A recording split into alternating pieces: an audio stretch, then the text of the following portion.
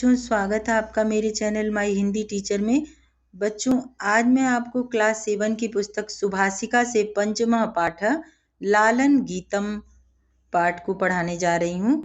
चलिए इस श्लोक का, यह एक श्लोक है, श्लोक का भावार्थ देखते हैं और इसके कठिन शब्द भी बीच बीच में बताती रहूंगी। जैसे उदिते सूर्ये धरणी विहसति, पक्षी कूजति कमलम विकसति, नदति मंदिरे उच्चैर ढक्का, सरिता सलिले सेलति नौका। देखिए, उदिते का अर्थ होता है बच्चों उगने पर यानी निकलने पर। सूर्य तो आपको पता है सूर्य। धरणी का अर्थ है धरती, बेसत माने खुश होती है। तो चलिए अर्थ बताती हूँ बच्चों इसका। उदिते सूर्य धरणी विहसति, पक्षी कूजति कमलम विकसति।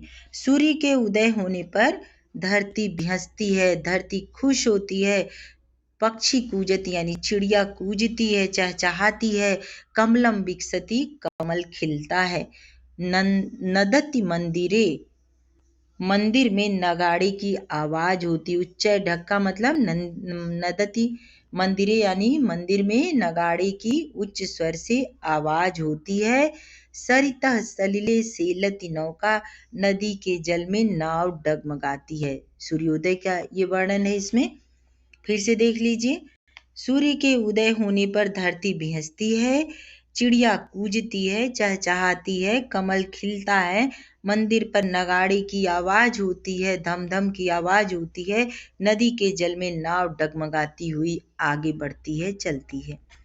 अगला पैराग्राफ है, पुष्पे पुष्पे नाना रंगा, तेषु डगयन्ते चित्र पतंगा, वृक्षे वृक्षे नूतन पत्रम, विविधय वर्ण विभारती चित्रम। देखिए, पुष्पे पुष्पे नाना रंगा, विभिन्न रंग वाले। पुष्पे पुष्पे नाना रंगा मतलब विभिन्न रंग वाले। नाना रंगा माने अनेक प्रकार के रंग वाले। तो विभिन्न रंग वाले फूलों पर तेसु डयन्ते चित्र पतंगा, चित्र पतंगा यानी तितलियां। विविध रंग वाले फूलों पर तितलियां उड़ती हैं। डयन्ते में मतलब उड़ती हैं।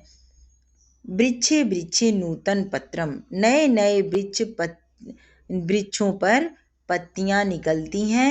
और विविध वर्ण विभाति चित्रम, विविध मतलब होता है अनेक प्रकार के भिन्न भिन्न रंगों के चित्र शोभा देते हैं।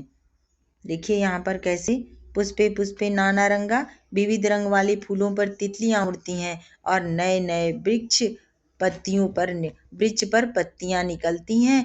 विभिन्न रंगों के चित्र शोभा देते हैं। अनेक प्रकार के पर्यावरण का बहुत ही खूबसूरत चित्रण किया गया है। पर्यावरण, जब सूर्योदय होता है तो और क्या क्या होता है, फूल खिल उठते हैं, पंछी मंडराने लगते हैं, तितलियां फूलों पर उड़ने लगती हैं, मंडराने लगती हैं और वृक्षों के नए नए पत्ते निकल जाते हैं, नए नए कलियों से फूल खिल जाते हैं, अनेक प्रकार के रंग शोभा देते हैं। अगला देखते हैं बच्चों। ये देखिए, सुबह कैसे गाय का बछड़ा दूध पी रहा है। धेनु प्रातयर क्षति दुग्धम, धेनु प्रातयर यच्छति दुग्धम, शुद्धम स्वच्छम मधुरम स्निग्धम, गहने विपिने व्याघ्रो गर्जति, उच्चैस्त्रः च सिंह नर्दति। धेनु मतलब होता है बच्चों गाय। प्रातः यच्छति दुग्धम मतलब प्रातः काल गाय दूध देती है। सुबह सुबह गाय शुद्ध, स्वच्छ, मधुर और शुद्धम स्वच्छम मधुरम स्निग्धम, प्रातः काल गाय शुद्ध, स्वच्छ, मधुर और चिकना यानी बहुत ही अच्छा मीठा दूध देती है। गहने विपिने व्याघ्रो गर्जति, घने जंगल, घने मतलब घना, घने जंगल में बाघ गरजता है। सुबह शेर गरजता है, गर्जना करता है। विपिन मतलब जंगल में, व्याघ्रो बाघ, गर्जति मतलब गरजता है। उच्चैस्त्र च सिंह नर्दति, और वहीं जोर जोर से शेर दहाड़ता है। फिर से देखिए बच्चों, धेनुर प्रार्थति दुग्धम शुद्धम स्वच्छम मधुरम स्निग्धम। जो गाय है वह शुद्ध, स्वच्छ, सुबह सुबह स्वच्छ मधुर और चिकना यानी साफ दूध देती है, स्वच्छ दूध देती है। गहने विपिने व्याघ्रो गर्जती, घने जंगल में बाघ गरजता है, वहीं जोर जोर से शेर दहाड़ता है। सिंह नर्दत मतलब जोर जोर से शेर दहाड़ता। ये सुबह का दृश्य है। प्रातः काल क्या क्या चीजें होती हैं, प्रकृति कितने तरह के रूप दिखाती है। सुबह सुबह सूर्योदय के साथ साथ कितनी शोभा बदल जाती है। तो ये दिखा रहा है कि प्रकृति क्या क्या हमें देती है। देखिए यहाँ पर गाय का बछड़ा दूध पी रहा है, गाय दूध देती है स्वच्छ सुंदर मधुर, गाय दूध देती है। शेर भी सो करके उठता है, व्याघ्र भी सो करके उठता है, बाघ भी, और सभी गर्जना करते हैं, दहाड़ते हैं, चिड़िया पंछी चहचहाते हैं। अगला पैराग्राफ देखते हैं। अगले पैराग्राफ में क्या है बच्चों, देखिए ऊंट का चित्र है। हरिणो अयम खादति वन घासम, हरिणो अयम खादति वन घासम, सर्वत्र च पश्यति सविलासम, सर्वत्र च पश्यति सविलासम, उष्ट्रः तुंगः मंदम गच्छति, पृष्ठे प्रचुरम भारम निहवति। देखिए यह हरिण वन का घास खाती है। हरिणो अयम खादति वन घासम, यह अयम का मतलब होता है यह हरिण मतलब हिरण वन का घास खाती है। सर्वत्र च पश्यति सविलासम, सभी जगह विलास के साथ देखता है, सभी जगह घास खा करके विलास के साथ देखता है। सभी देखते रहते हैं अपना चारों तरफ कि क्या हो रहा है क्या नहीं हो रहा है, सब बहुत प्रेम से देखते हैं। विलास माने ऐश, ऐश्वर्य, ऐश के साथ देखते हैं। ऊंचा ऊंट धीरे जाता है। उष्ट्र तुंग मंदम गच्छति, जो ऊंचा ऊंट है, ऊंट उष्ट्र मतलब ऊंट, तुंगा मतलब, तुंगा का अर्थ होता है बच्चों ऊंचा, और मंदा का अर्थ है धीरे, गच्छति का अर्थ है जाता है। ऊंचा ऊंट धीरे धीरे जाता है, क्योंकि पृष्ठे प्रचुरम भारम नेवती, क्योंकि उसके पीठ पर बहुत अधिक भार है, जिस भार को वह ढोते हुए धीरे धीरे जाता है। फिर से देख लीजिए। हरिणो अयम खादति वन घासम, सर्वत्र च पश्यति सविलासम, उष्ट्रम तुंगः मंदम गच्छति, पृष्ठे प्रचुरम भारम निहवति। प्रकृति की शोभा को देख करके हिरन जो है सुबह सुबह वन का घास खाता है और सभी जगह विलास के साथ देखता है, खुशी खुशी देखता है, खुश होता है हिरन। ऊंचा ऊंट धीरे धीरे जाता है, क्योंकि उसके पीठ पर प्रचुर मात्रा में, बहुत अधिक मात्रा में भार है, जिसको वह ढोता हुआ धीरे धीरे जाता है। चित्र में देखिए ऊंट जा रहा है धीरे धीरे। ऊंट को रेगिस्तान की सवारी भी कहते हैं बच्चों, ऊंट को रेगिस्तान का जहाज भी कहते हैं। चलिए अगला देखते हैं। घोटक राजः क्षिप्रम धावति, घोटक मतलब घोड़ा। घोटक राजः क्षिप्रम धावति, धावन समये किमपि न खादति, पश्यत भल्लूकमिमं करालम, भल्लूकमिमं करालम, नृत्यति थत्थय कुरुकरतालम।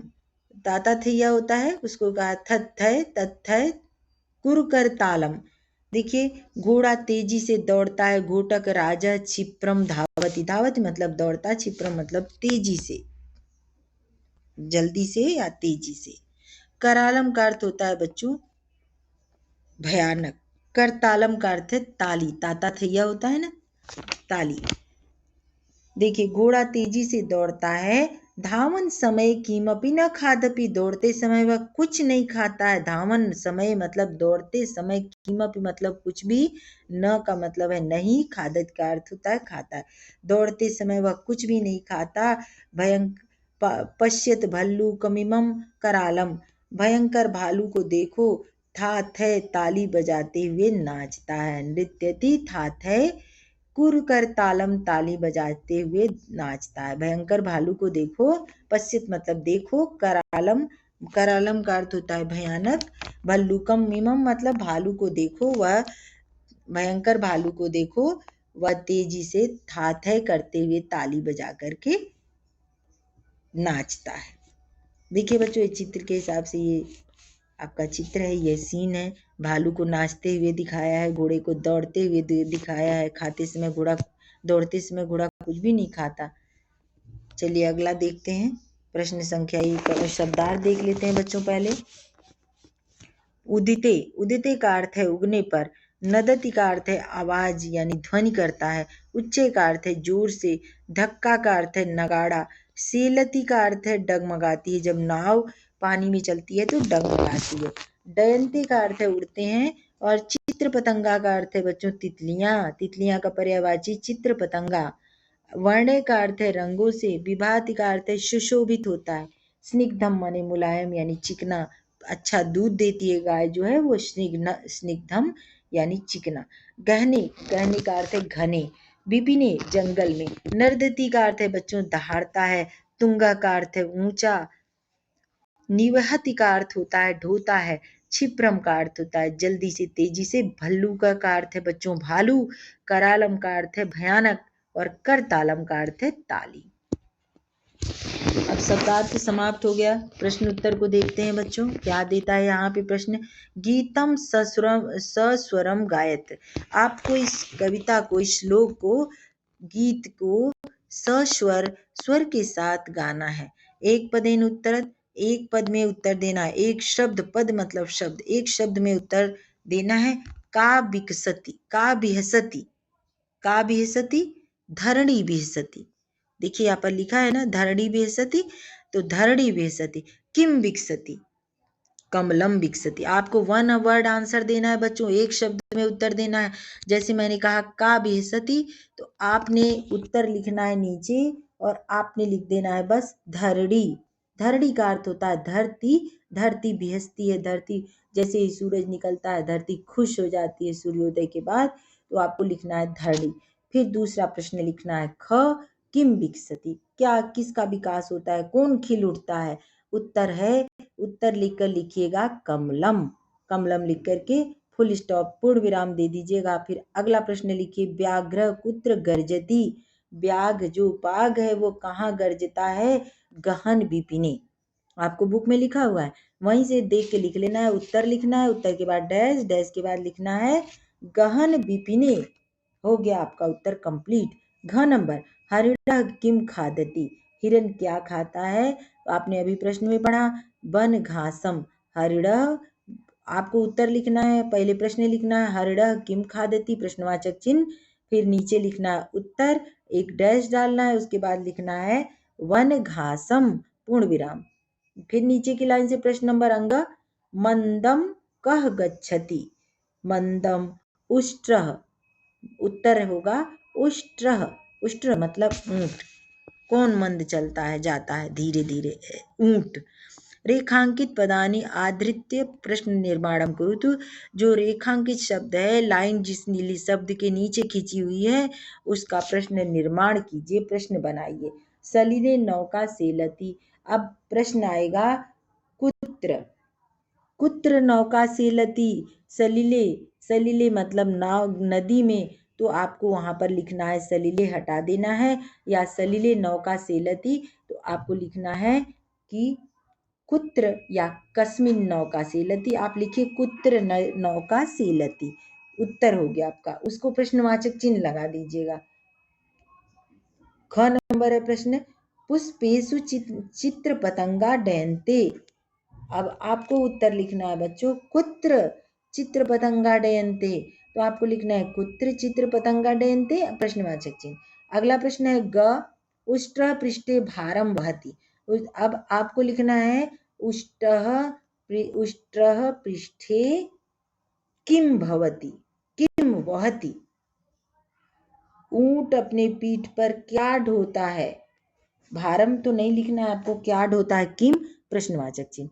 घ नंबर धावन समये अश्वः किमपि न खादति। अंडरलाइन वर्ड को हटाना है और वहां प्रश्नवाचक चिन्ह का प्रयोग करना है, प्रश्नवाचक शब्द का। धावन समये अश्वः के स्थान पर लिखना है धावन समय कह किमपि न खादति। दौड़ते समय कौन नहीं खाता है, उत्तर मिलेगा अश्व। अगला प्रश्न है बच्चों सूर्ये उदिते, सूर्ये उदिते धरणी विहसति। धरणी के नीचे अंडरलाइन है, तो आपको लिखना है सूर्ये उदिते कह विहसति प्रश्नवाचक चिन्ह का प्रयोग। चलिए अब अगला देखते हैं 5वां नंबर मंजूषात समर्थ समानार्थक पदानी चित्वा लिखत। बच्चों समानार्थक पद मतलब होता है पर्यायवाची शब्द। देखिए क नंबर है धरणी, इसके आगे लिखेंगे पृथ्वी। क के पृथ्वी के ऊपर क लिख लीजिए। शैल यहाँ पर करालम, करालम का अर्थ होता है भयंकरम, तो आप यहाँ पर लिख लीजिए भयंकरम। शैलिले का अर्थ होता है नदी, तो आपको यहाँ पर जले लिखा हुआ है, तो आप उस वहां पर लिख लीजिए जले। फिर है हरिण, हरिण का अर्थ होता है मृग, तो मृग लिख दीजिए। और मंदिरे का अर्थ होता है देवालय, तो मंदिर के अंग के ऊपर, देवालय के ऊपर अंग लिख दीजिए। अब विपिने का अर्थ होता है बच्चों वने जंगले, तो आप उसको विपिने का वने के ऊपर च लिख दीजिए। आपका उत्तर कंप्लीट। हर पार्ट में आ रहा है 7 क्लास में बच्चों। पर्यायवाची और विलोम शब्द आपको ध्यान रखना होगा। प्रश्नवाचक शब्दों का निर्माण करने के लिए भी आ रहा है, और वाक्य को जो कविता श्लोक है उसको गाने के लिए भी आ रहा है, तो आप लोग इन चीजों को जरूर ध्यान दीजिए। विलोम पदानि मेलयत, विलोम शब्दों को मिलाना है। मंदम, मंदम का अर्थ होता है बच्चों धीरे धीरे, तो उसको क्या करेंगे, उसको क्षिप्रम, क्षिप्रम मतलब होता है जल्दी जल्दी तेजी से, तो मंदम को क्षिप्रम से मिला लीजिए। अस्निग्धम को स्निग्धम, अस्निग्धम मतलब बिल्कुल चमकदार नहीं है, और स्निग्धम मतलब बिल्कुल चमकदार, तो अस्निग्धम को स्निग्धम से मिलान कर दीजिए। पुरातन मतलब पुराना, और नूतनम का अर्थ होता है नया, तो पुराना का विलोम हो जाएगा नया, पुराना पुराना को नया से मिला दीजिए। अपर्याप्तम, अपर्याप्तम को बच्चों पर्याप्तम से मिला दीजिए, तो ये हो गया आपका विलोम शब्द कंप्लीट। अगला देखते हैं बच्चों, आम अथवा न माध्यमेन उत्तरे। आम अथवा न का मतलब होता है, आम का अर्थ होता है बच्चों हाँ, और न का अर्थ होता है नहीं। क है धावन समय अश्व खादती, धावन समय, आपने प्रश्न में, आपने पुस्तक में पढ़ा होगा कि धावन समय अश्व न खादती, तो इसका उत्तर हो जाएगा न। और सिंह नीचे गर्जती, तो इसका उत्तर भी हो जाएगा न, सिंह बहुत तेजी से गर्जता है। और ग नंबर है उष्ट्र पृष्ठे भारम न बहती, तो ऊँट के पीठ पर भी भार था, भार ढो रहा था ऊँट अपनी पीठ पर। यहाँ जबकि लिखा हुआ है उष्ट्र पृष्ठे भारम न वहती, ऊँट अपनी पीठ पर भार नहीं ढोता है, तो ये गलत है, यहाँ भी न हो जाएगा बच्चों। ये तीनों उत्तर आपके न हो गए। अब घ नंबर देखते हैं, पुष्पेषु चित्र पतंगा डयन्ते, फूलों पर तितलियां उड़ती हैं, ये आम हो जाएगा। इसके आगे लिख लीजिए आम। अगला नंबर अंगक आय बने गजह गर्जती, जंगल में हाथी गर्जता है, तो ये भी बच्चों न हो जाएगा। हाथी नहीं शेर गर्जता है, सिंह गर्जता है, तो इसके आगे लिख लीजिए न। और च नंबर है हरिण वन घासम न खादती, तो बच्चों ये भी हो जाएगा न, क्योंकि आपने पुस्तक में पढ़ा है कि हरिण वन घासम खादती, तो ये यहाँ भी न हो जाएगा। अगला देख लेते हैं बच्चों, अधोलिखितानि पदानि निर्देशानुसार परिवर्तयत, जो लिखा हुआ है उसको निर्देश के अनुसार परिवर्तन कीजिए। तो देखिए क्या लिखा हुआ है, एक का है, यहाँ पर लिखा हुआ है बच्चों चित्र पतंगा, चित्र पतंगा प्रथमा है, बहुवचने है, उसका हो जाएगा बहुवचने चित्र पतंगाह। अब भल्लूका का तृतीया एक वचन लिखने के लिए कहा गया है, तो भल्लूका का तृतीया एक वचन हो जाएगा भल्लुकेन, भल्लुकेन लिख लीजिए। उष्ट्र, उष्ट्र का पंचमी द्वितीय वचने हो जाएगा उष्ट्राभ्याम। और हरिण का सप्तमी बहुवचने हो जाएगा बच्चों हरिणेषु। हरिण में एक की मात्रा और मूर्धन्य श में छोटा ऊ की मात्रा लगाकर हरिणेषु। आप यहाँ पर बुक में अपनी पेंसिल से लिख लीजिएगा, बाद में अपनी नोटबुक में लिखिएगा। व्याघ्र द्वितीय वचन, द्वितीय विभक्ति एक वचन में हो जाएगा व्याघ्रम। घोटक राज का संबोधन कारक, संबोधन विभक्ति एक वचन में हो जाएगा घोटक हे घोटक राज, हे घोटक राजा का हो जाएगा हे घोटक राज। अब ये कंप्लीट हो गया बच्चों, ये चैप्टर यहीं पर समाप्त होता है। अगला चैप्टर लेकर मैं फिर अगले वीडियो में आऊँगी। तब तक के लिए धन्यवादम। और आप मेरा चैनल अगर सब्सक्राइब कर लेंगे तो आपके पास मेरा लेटेस्ट वीडियो पहुँचता रहेगा और आप इसी तरह से पढ़ कर के चैप्टर से फ़ायदा उठाते रहेंगे बच्चों। धन्यवादम। और लाइक भी करें।